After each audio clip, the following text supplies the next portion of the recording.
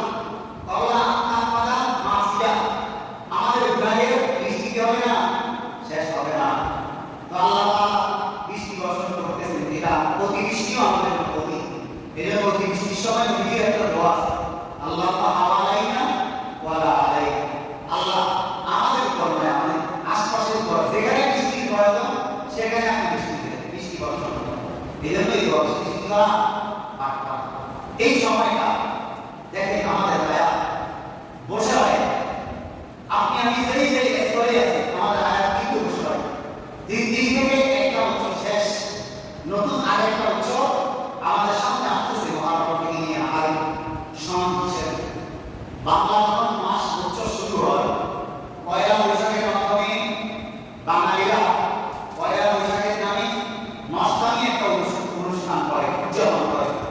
ঠিক ইংরেজি নববর্ষ শুরু হওয়ার সময় 31 নামে 31শে ডিসেম্বর রাত 12টায় শুরু করে আল্লাহ নাফরমানির মাধ্যমে শুরু করে নতুন বছর। ইসলামিক এর কোনো দিক নির্দেশনা নাই? অবশ্যই আছে। কি দিক নির্দেশনা আছে? নবী আমাদেরকে কি দিক নির্দেশনা দিয়েছে? আল্লাহ আমাদের মাঝে কি দিক নির্দেশনা রেখেছে? নবী বলে قال رسول الله صلى الله عليه وسلم حاسبوا أنفسكم قبل أن تحاسبوا। তোমরা তোমাদের নিজের নফসের হিসাব ধারণা করো, তোমাদের থেকে আল্লাহর পক্ষ থেকে হিসাব নেওয়া আগে। ওয়াজিনুহা ক্বাবলা আন তুযানু।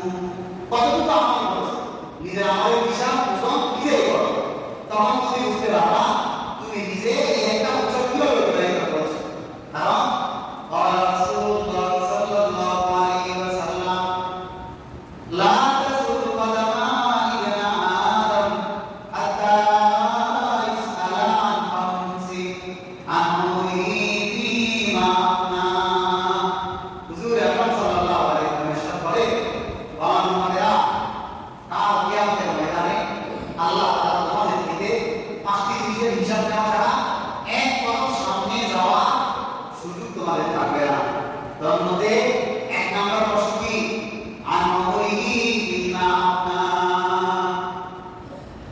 আমার বান্দা, তোমার হায়াত আমি যে দিয়েছিলাম, যে যতটুকু হায়াত পেয়েছো, ওই হায়াতটা কোন কাজে লাগাইছো?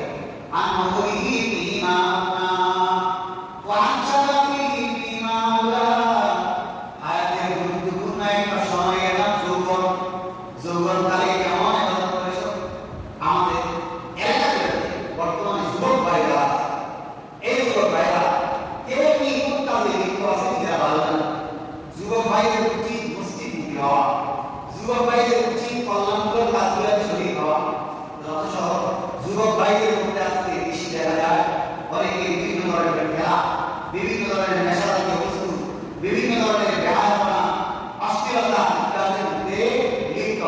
অথচ এই যুবক বয়সের হিসাব আল্লাহ নেবেন। ওয়ান শাবাবিহি বিমা আবলা। আন শাবাবিহি, তোমার যুবক বয়সের সময় কিভাবে কাটিয়েছ আল্লাহ হিসাব নেবে। এই জন্য যুবক বয়সের হিসাব, পুরা জিন্দেগির হিসাব আল্লাহ নেওয়া আগে আগে যে একটা হিসাব পাওয়া। হুজুর আকরাম সাল্লাল্লাহু আলাইহি ওয়াসাল্লাম আমাদেরকে সতর্ক করেছেন। আল্লাহ তাআলা কোরআনের মধ্যে বলেন, ইকরা ওয়ালিন নাসি হিসাবুহুম ওয়া হুম ফি গাফলাতিন মুরিদুন। আমার আল্লাহ বলেন যে বান্দাদের হিসাব অতি সন্নিকটে, অথচ সে নিজের হিসাব সম্পর্কে, নিজের মৃত্যু সম্পর্কে বেখবর। আজকে আমরা হাসতে হাসতে মৃত্যুবরণ করতেছি, আমরা হাসতে হাসতে মৃত্যুবরণ করতেছি। আমরা কুলল্পনায়, বেহায়াপনায়, অশ্লীলতায়, আল্লাহর নাফরমানিতে ডুবে থাকা অবস্থায় মৃত্যুবরণ করতেছি। এজন্য কোন অবস্থায় আমার মৃত্যু হবে এটা একটা চিন্তা করা। কাউকে লিখে দেওয়া মানে এতটুকু বয়সে 70 বছরে 60 বছর হায়াতে ইন্তেকাল করবা, এর আগে ফেরেশতা মৃত্যু ফেরেশতা তোমার কাছে আসবে না। এই জন্য তারা মনে করে যখন বুড়া হবো তখন ভালো হবে। আপনি এই জিনিসটা চিন্তা করা দরকার, বুড়া হবো তখন আপনার হায়াত পাবেন না। এই জিনিসটা চিন্তা করলে ঠিক হয়ে যাবে। তো বলতেছি এই যে হায়াত শেষ হয়ে যাচ্ছে, এই হায়াতের হিসাব নেওয়া দরকার। কেন আমি নামাজ পড়ি না, কেন রোজা রাখি না, কেন ভালো কাজ করি না, কেন আল্লাহ নাফরমানিতে বেঁচে থাকি না, এটার একটু হিসাব নেওয়া দরকার। কারণ হিসাব শেষ হওয়ার আগে হিসাব দিতে হয়। এখন তো হিসাব শেষ, বছর শেষ, আরবি মধ্যে একটা বছর আসতেছে, সেটা কি হবে বলো? নবী সাল্লাল্লাহু আলাইহি ওয়াসাল্লাম হাদিসের মধ্যে আছে, ইদা সাল্লাল্লাহু আলাইহি ওয়াসাল্লাম যখন চন্দ্র দেখতেন, ইদা আল হিলাল, নবী যখন চাঁদ দেখতেন, নতুন কোন ইবাদতের উদ্দেশ্যে, নতুন কোন বছরের উদ্দেশ্যে যখন চাঁদ দেখতেন, তখন তিনি বলতেন আল্লাহুম্মা আহিল্লাহু আলাইনা বিল আমনি ওয়াল ঈমান ওয়াস সালামতি ওয়াল ইসলাম রাব্বি ওয়া রাব্বুকাল্লাহ। নতুন চাঁদ দেখলে এই দোয়া করতে, আল্লাহুম্মা, হে আমাদের রব আল্লাহ,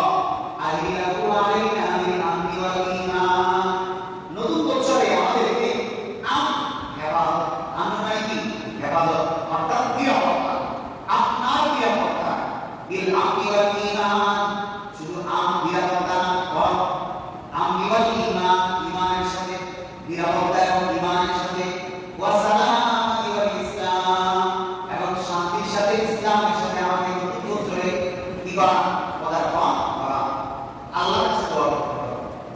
নতুন বছরের জন্য এভাবে দোয়া করতে হয় এবং বিগত বছরের জন্য ক্ষমা চাইতে হবে।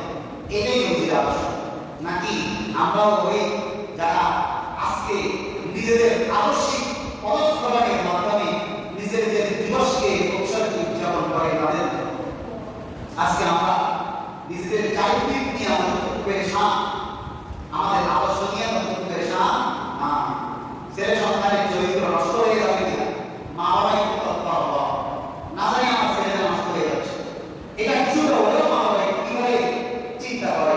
কিন্তু ছেলে কোন আদর্শ গ্রহণ করতেছে এটা নিয়ে মা বাবা কি করে না, চিন্তা করে না। এই জন্য আমাদের ছেলে সন্তানরা আজকে নেইমারের আদর্শ, মেসির আদর্শ, বিদেশিদের আদর্শ পদার্পণ করে অনুসরণ করে অনুকরণ করে নিজের মা বাবার সাথেও কি করে, বেয়াদবি করে, মা বাবার গায়ে হাত তুলে মা বাবার সাথে অসদাচরণ করে। এগুলো আমাদের কালচার না, ওই ইহুদিদের কালচার। নিজেদের ইতিহাস নিজেদের ঐতিহ্যকে ভুলে গিয়ে বিধর্মীদের পোশাক পরিধান করে, বিধর্মীদের মতো চুল আঁটসাঁটু রাখে। এটা নিয়ে মা বাবার কোনো কথা নেই, চিন্তা নাই, পেরেশানি নাই। আর খুশি হয় ছেলে যখন এই ধরনের কাজ করে, বউয়ের সাথে গল্প করে, দেখো আমার ছেলে এখন নতুন নতুন স্কুলে কাটিং দেয়, আমার ছেলে এখন বিধর্মীদের কৃষ্টি কালচার অনুসরণ করে, রাত 12টার কাছে অনুষ্ঠান পালন করে আসে, আমার ছেলে নারী নিয়ে আড্ডাবাজি করে, ও খুশি। আমার ছেলে কোন মেয়ের সাথে সম্পর্ক রাখে, এটাকে আমার গর্বের বিষয় নয়। একটু আপনি করুন না, এখন তো বয়সটা এমনই, এই বয়সটা যদি ছেলে যদি একটু বেহায়াপনায় লিপ্ত না, এটা তাহলে আর কিসের বয়স? এই বয়সে তো একটু বেহায়াপনা করবে, পর্দা খেলাপ করবে, বিভিন্ন নাচ গানের অনুষ্ঠানে যাবে, এটাই তো এই বয়সের একটা ছোঁয়া। এটা নিয়ে আমার বড় এদের জন্য বললাম, চারিদিক অবর্তনের জন্য আমরা যতটুকু পেরেশান হই, আমাদের আদর্শিক পদস্থল নিয়ে যতটুকু আমরা পেরেশান হই না, বড় আফসোস লাগে যুবক ভাইরা নামাজের টাইমে নামাজ চলে মসজিদে আর বসে বসে মোবাইলে খেলা দেখার জন্য রাত্রে 12টা 1টা 2টা 3টা 4টা পর্যন্ত জানতে থাকতে পারে, আর ফজরের নামাজটা মসজিদে এসে পড়তে পারে না। এক ইহুদি কোনটি বলেছিল, আজকে মুসলমানদের পদপতনের বড় কারণ মুসলমানরা তাদের ইসলাম দেখছে, আমরা মাই খাওয়ার বড় কারণ। সে বলেছে যে মুসলমানরা সেদিনেই বিজয় হবে, তা নিজেদেরকে সম্পূর্ণ সেদিনে রাখতে পারবে যেদিন তারা প্রত্যেকে এসে মসজিদে ফজরের নামাজ একসাথে একই কাতারে দাঁড়িয়ে করবে। আজকে আমাদেরকে এই নামাজ থেকে বিরত রাখতেছে তারা বিভিন্ন মাধ্যমে। মোবাইল এটাও তাদের আবিষ্কার, মোবাইল ব্যবহার করার জরুরত অনুযায়ী, এটা নাজায়েজ না, কিন্তু মোবাইলের অপব্যবহারের কারণে যদি আল্লাহ ইবাদত থেকে ভিন্নতা ঘটায়, ওই মোবাইল আপনার জন্য ব্যবহার করা কি নাই, জায়েজ নাই। মদ খাওয়াকে যেমন হারাম মনে করে, সুদ খাওয়াকে যেমন হারাম মনে করে, মা বাবার নাফরমানিকে যেমন হারাম মনে করে, মোবাইলের অপব্যবহারকেও হারাম মনে করতে হবে প্রত্যেকটা। ঠিক কিনা? এই বিষয়গুলোকে আমরা আজকে এত গুরুত্বের সাথে দিই। এই জন্য বললাম, আমাদের চারিত্রিক অধপতনটা যতটুকু গুরুত্ব দেই, আদর্শিক অধপতনকে সে পর্যন্ত আমরা কি দেই না, গুরুত্ব দেই না। ছেলে সন্তানদেরকে মানুষ বানান, আল্লাহ আদর্শে, নবীর আদর্শে আদর্শ বানান। আল্লাহ আদর্শ কি? আল্লাহ কোরআনের মধ্যে বলেন, সিরাতাল্লাহ ওয়া মান আহসানু মিনাল্লাহি সিরাতা ওয়া নাহনু লাহু আমিনুন। ও আমার বান্দারা, আমার রঙে রঙিন হও, আমি আল্লাহর রঙে রঙিন হও। আল্লাহর রং কি? আল্লাহর রং আতিউল্লাহ ওয়া আতিউর রাসূল ওয়া উলিল আমরি মিনকুম। আল্লাহ রাসূলনা আর নবীজি সাল্লাল্লাহু আলাইহি ওয়াসাল্লাম আল্লাহ হুকুম আদেশ অংশগুলিকে যেমনিভাবে আমাদের সামনে রেখেছেন, তেমনিভাবে সেগুলোকে ফলো করা, এটাই আল্লাহর রঙে রঙিন হওয়া। যুবক ভাই, আপনাদেরকে বলি, কেন আজকে নিজেদের হায়াতগুলোকে নষ্ট করতেছে? মা বাবাদেরকে বলবো, ছেলে সন্তানদেরকে একটু সতর্ক করে, ছেলে সন্তানদেরকে একটু নিষেধ করে এই ধরনের কাজগুলো থেকে যেন তারা থাকে, বিরত থাকে, অন্যথায় আল্লাহর কাছে জিজ্ঞাসা করতে হবে। তো বলতেছিলাম, এই যে বছর শেষ, নতুন বছর আমাদের সামনে আসতেছে, মহারম, এই মাসকে মহারমের কালাম বলা, এই সম্পর্কে বিস্তারিত আলোচনায় ইতিপূর্বে গেছে। এই জন্য সংক্ষেপ করে বলি, এই মাসের নাম মহারমুল হরম, তথা এক অর্থে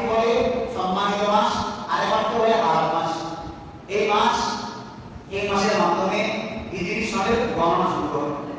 হুজুর আকরাম সাল্লাল্লাহু আলাইহি সাল্লামের ইন্তেকালের পূর্বেও সঙ্গণনা ছিল, হিজরি না সঙ্গণনা ছিল। আমরা জানি কিভাবে বছর গণনা করি, ইংরেজি সন জানুয়ারি থেকে নিয়ে ডিসেম্বর পর্যন্ত একটা সন, আরবির মধ্যে একটা সন আছে।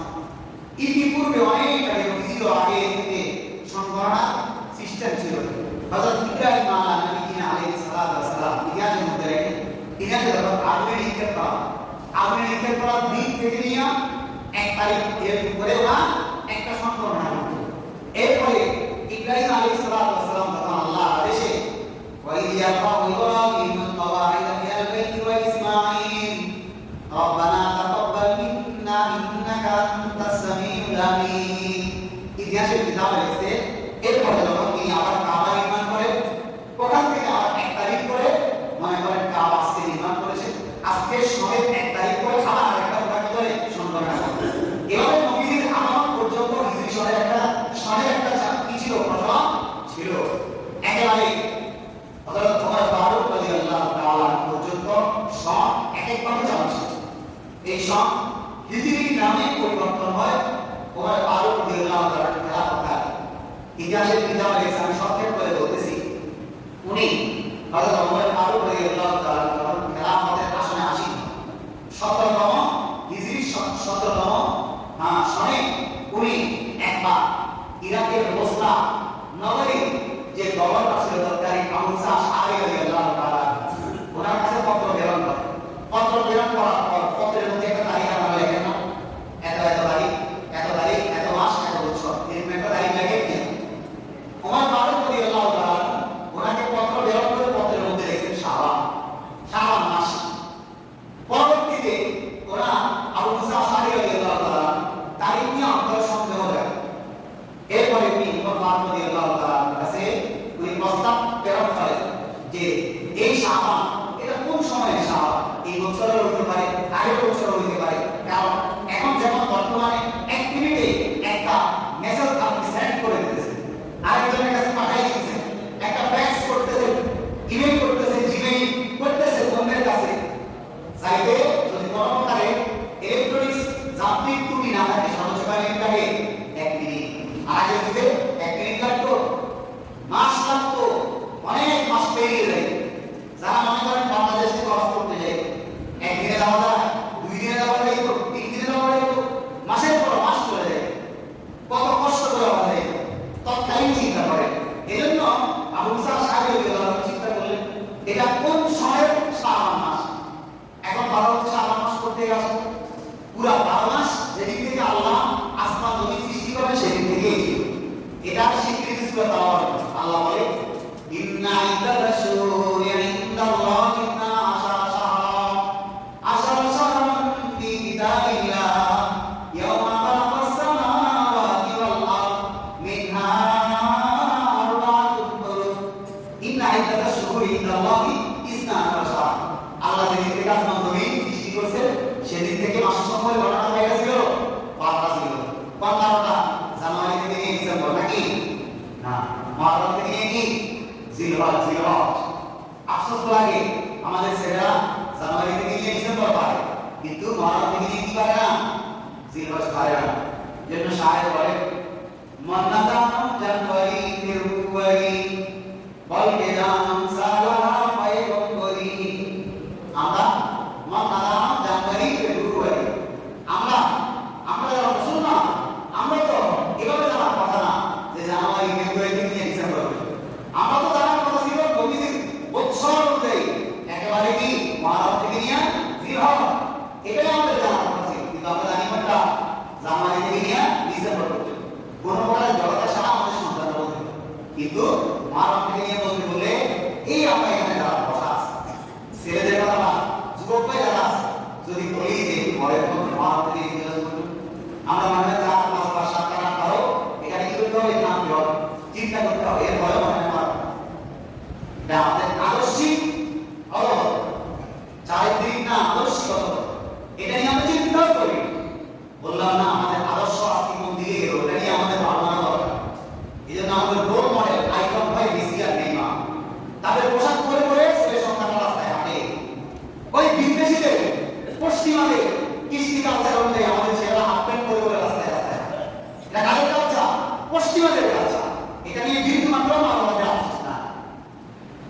বাসায় যদি আমার সন্তান যদি একটা মেয়েকে ইন্টিজিং করে, ওটা তো আমার আরো হবে, ওটা নিয়ে মা বাবা দুঃখের কিছু না। এই বয়সে তো ছেলে সন্তান একটু করবে। এক সময় অন্যায় করলে মানুষ শাসন করতো, তখন গার্ডিয়ান খুশি হইত। এখন যদি আপনি অন্য ছেলেকে বলেন তুই বল কেন করছো, ওই ছেলের গার্ডিয়ান এসে আপনার সাথে কি করবে? ঝগড়া করবে। তুমি আমার ছেলে কেন কথা কেন করবে? ঝগড়া করে ছেলে যে অন্যায় করছে সেটা দেখবে না। দুই চারটা থাপ্পড় যদি লাগাই দেয়, মা বাবা সহজে কি করতে পারবে না, মেনে নিতে পারবে না। এটাই হচ্ছে আমাদের আদর্শিক পদস্খলন। আদর্শিক পদস্খলন যত বেশি হবে, চারিত্রিক পদস্খলন তো চোখের সামনে থাকে, কিন্তু আদর্শিক পদস্খলনটা কেন আমাদের চোখের সামনে থাকে?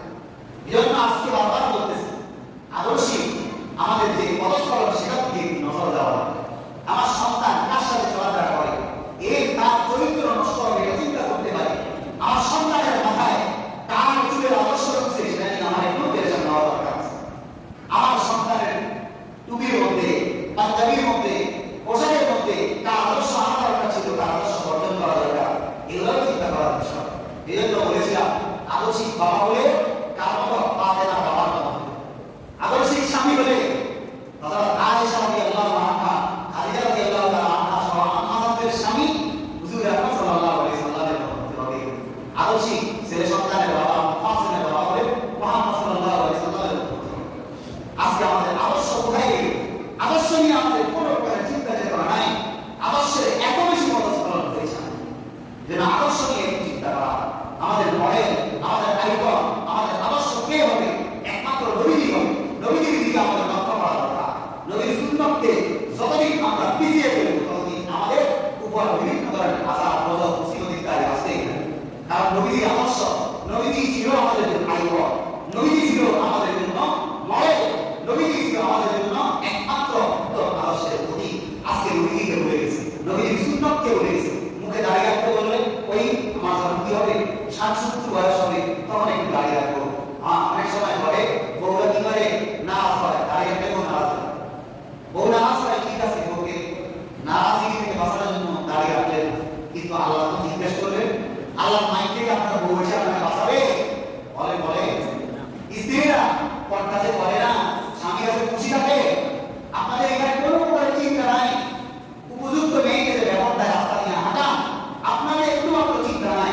হাদিসে তো আপনাদের দায়িত্ব বলছে, দায়িত্ব বুঝে দায়িত্বের জন্য জাহান্নাম হারাম।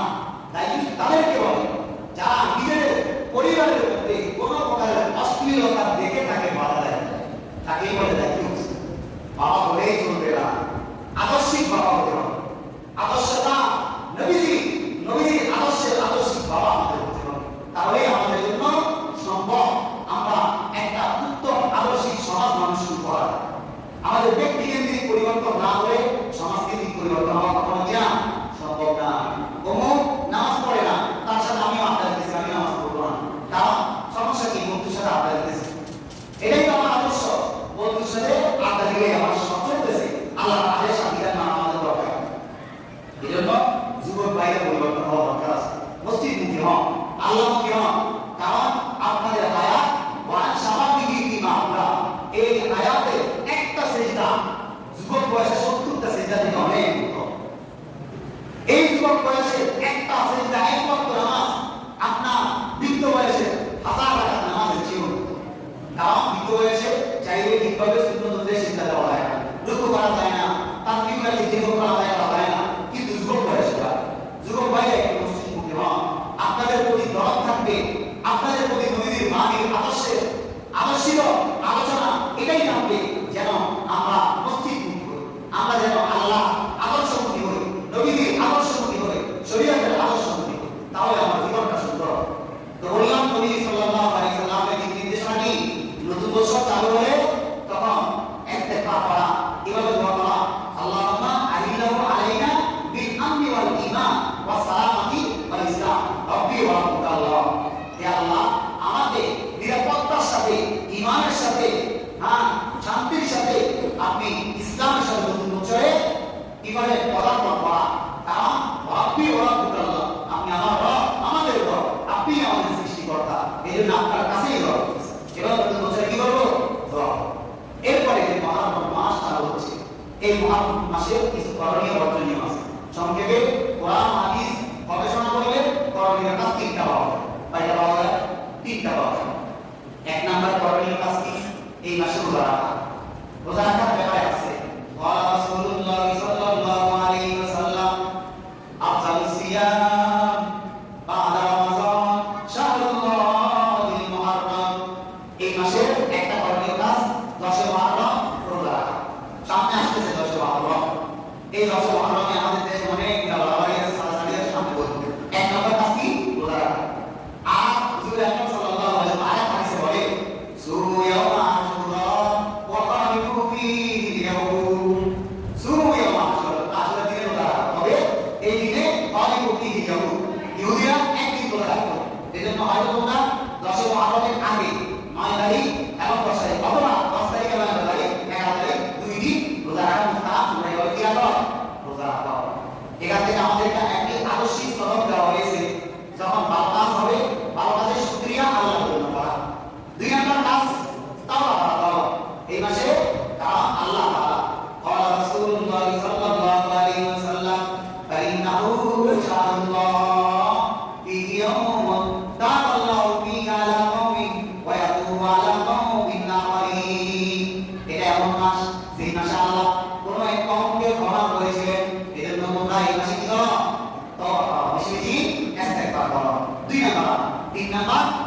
তিন নাম্বার আমল হচ্ছে এই মাসের আরেকটা বর্ণনা পাওয়া যায় হাদিসের মধ্যে 10 মুহররম পরিবারের জন্য ভালো খাবারের আয়োজন করা। তবে এক্ষেত্রে একটা মাসলা বলে দিই, এই 10 মুহররমে খাবারের আয়োজনকে জরুরি মনে করা যাবে না, সওয়াবের কাজ মনে করা যাবে না।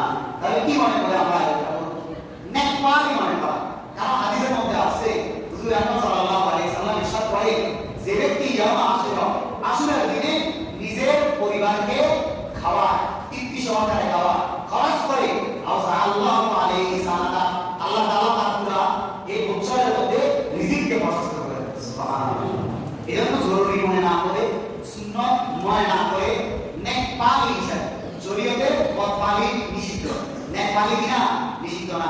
এখান থেকে একটা প্রতীকী যে আমি যদি 10 মুহররম পরিবারের জন্য ভালো খাবার আয়োজন করি, আল্লাহ তাআলা আমার রিজিকের মধ্যে প্রশস্ত করবে।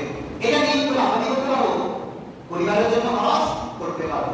এই ছিল তিনটা করণীয়। আর বর্জনীয় মধ্যে অনেকগুলো আছে, আমরা যারা বাড়াবাড়ি করে বিশেষ করে শিয়াদের আমল, এগুলো সামনের জন্য ইনশাআল্লাহ আলোচনা করবো। শুরুতে যে আলোচনা করেছিলাম সবচেয়ে গুরুত্বপূর্ণ বিষয়, আমরা একটু মসজিদ মুখী হই, আমরা ভালো কাজ মুখী হই, আমাদের ছেলে সন্তানদের চারিত্রিক পদস্খলনের কারণে যতটুকু ব্যথিত হই তার চেয়ে বেশি ব্যথিত হবো আদর্শিক পদস্খলন। আমার ছেলে কোন ধরনের আদর্শ গ্রহণ করবে, আমার মেয়ে কোন ধরনের আদর্শ গ্রহণ করবে, আমার ভাই